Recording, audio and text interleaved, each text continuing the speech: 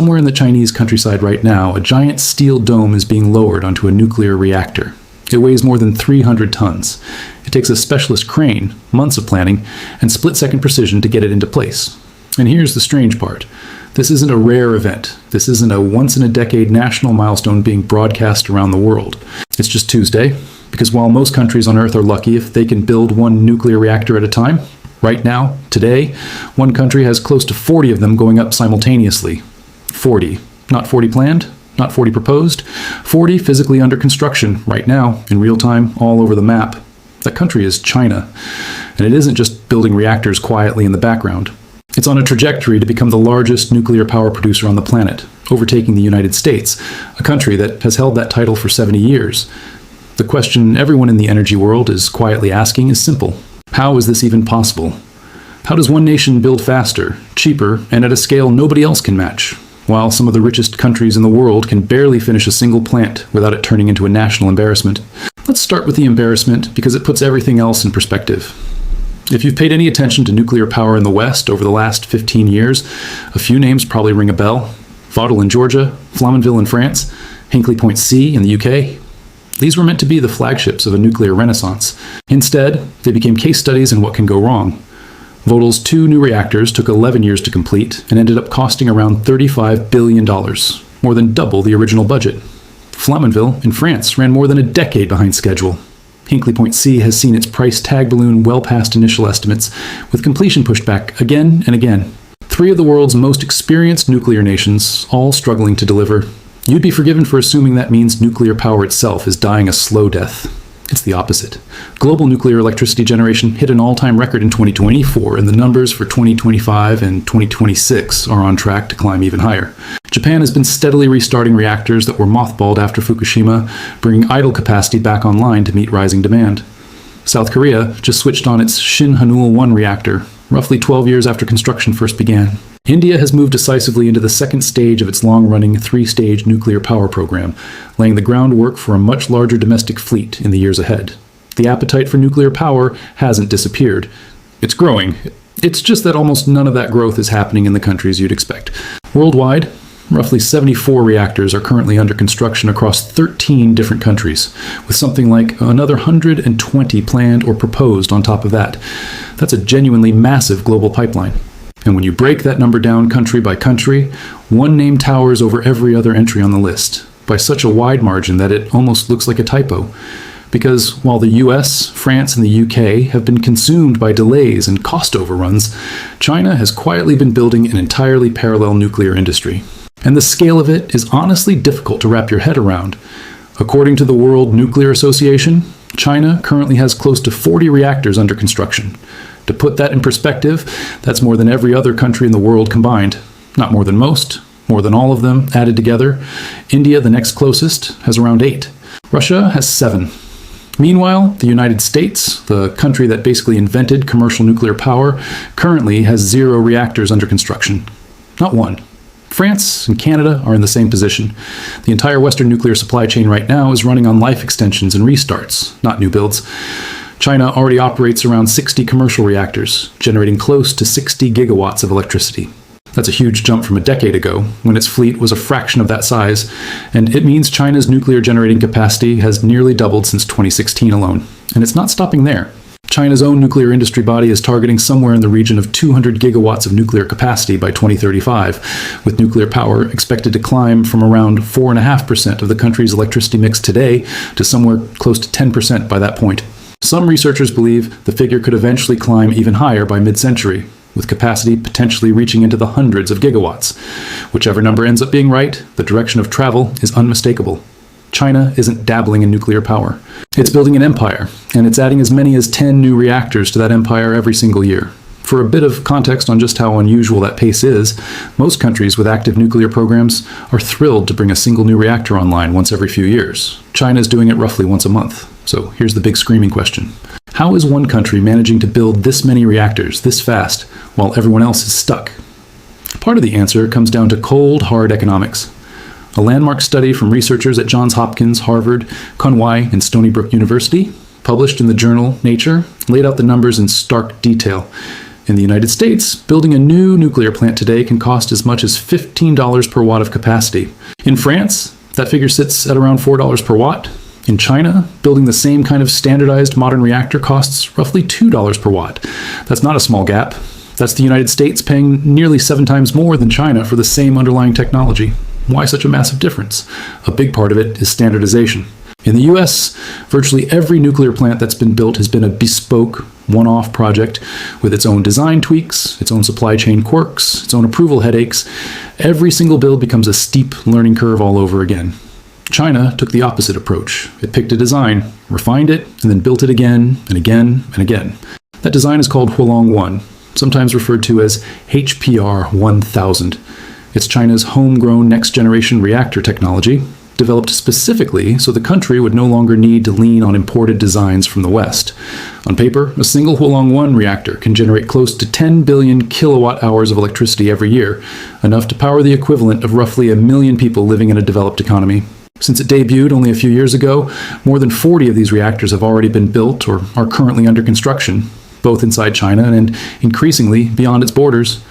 Because it's standardized, the design doesn't need to be reinvented for every new site.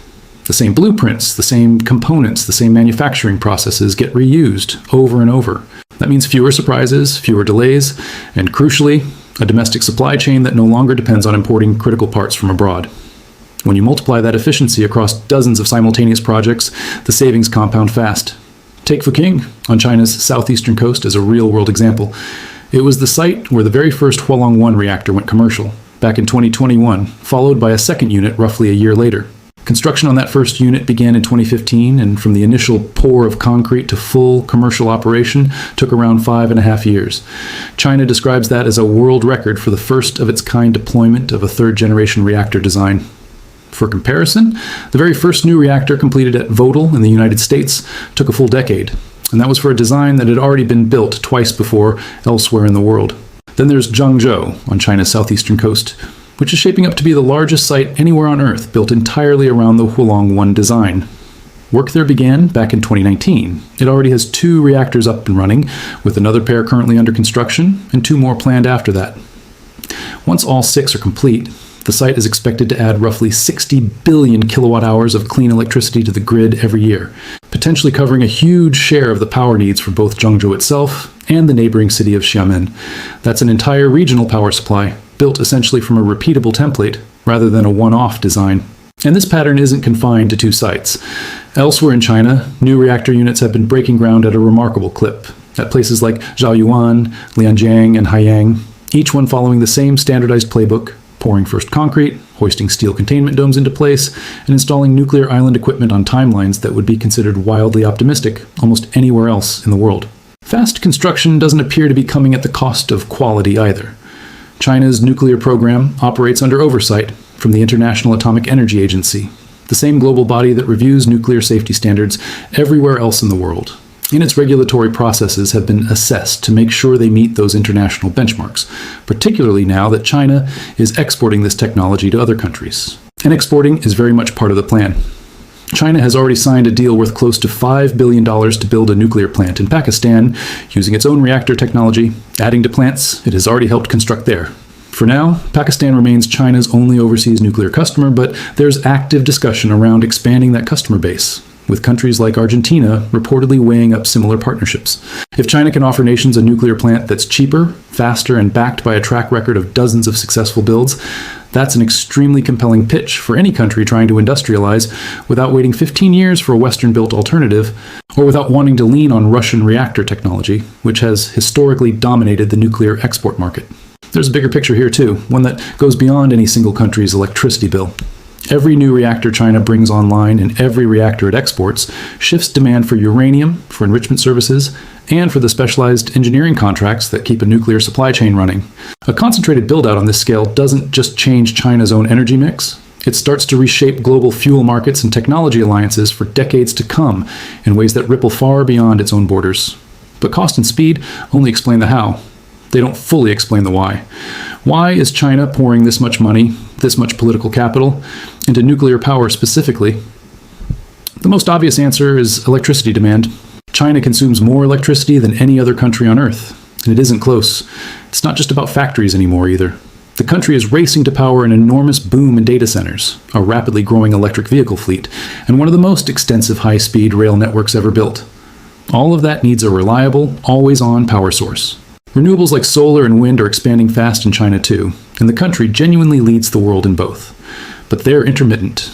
The sun doesn't always shine, the wind doesn't always blow, and right now, renewables still make up a relatively small slice of China's overall electricity mix.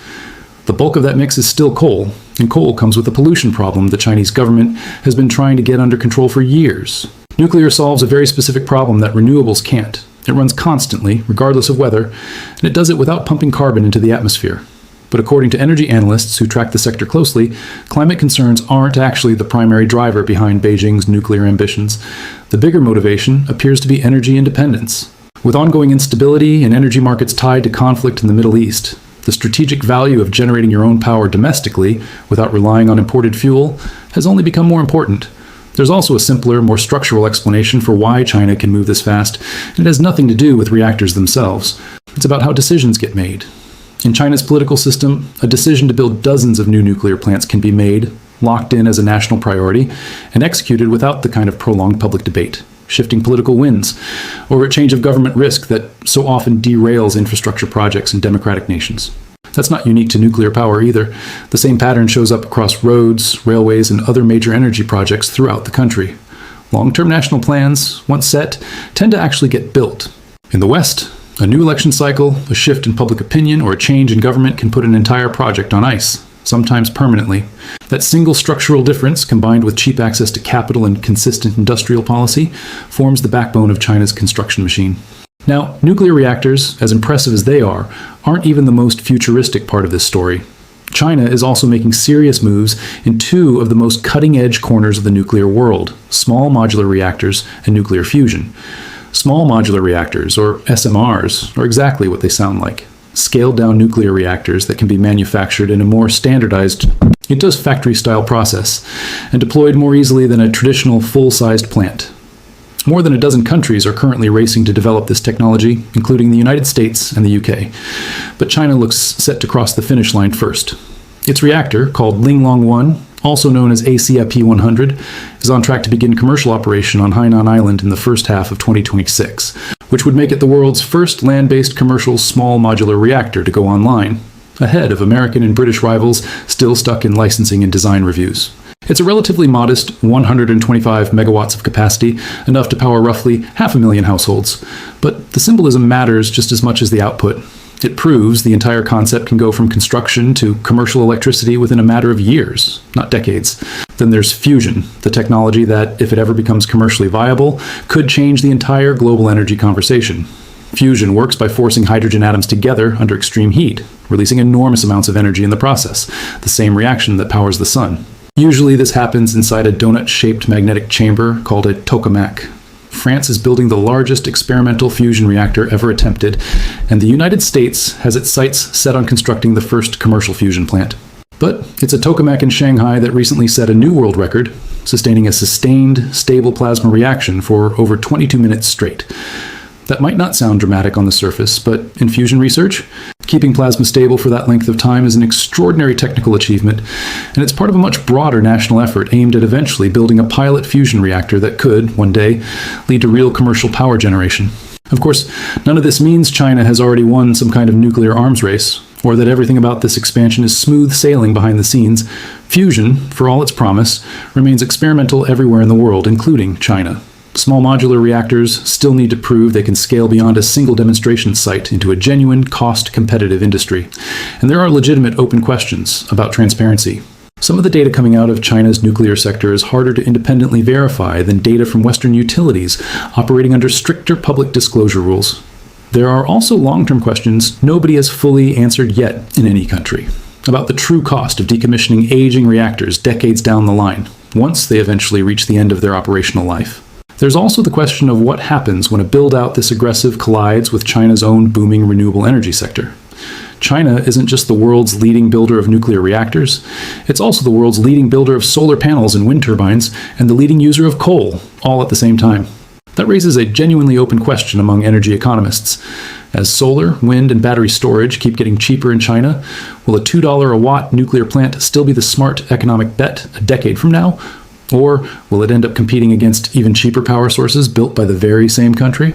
Nobody has a definitive answer yet, and it's a debate that will likely shape how far this nuclear expansion ultimately goes. But even accounting for all of that uncertainty, the underlying trend is not up for debate. China is adding new reactors at a pace nobody else on the planet is even attempting to match, doing it for a fraction of the price the West is currently paying, and doing it while simultaneously pushing the frontier on small modular reactors and fusion research. It's manufacturing its own next-generation reactor design instead of importing one. It's exporting that same technology to other nations, and it's doing all of this while much of the rest of the developed world is still trying to figure out why its last nuclear project ran a decade late and tens of billions of dollars over budget. Zoom out, and the comparison becomes almost uncomfortable for the countries that pioneered this technology in the first place. The United States built the world's first commercial nuclear plant back in the 1950s. France, at one point, generated the vast majority of its electricity from nuclear power and was the envy of the entire energy world. The UK helped write the safety standards the rest of the planet still follows today.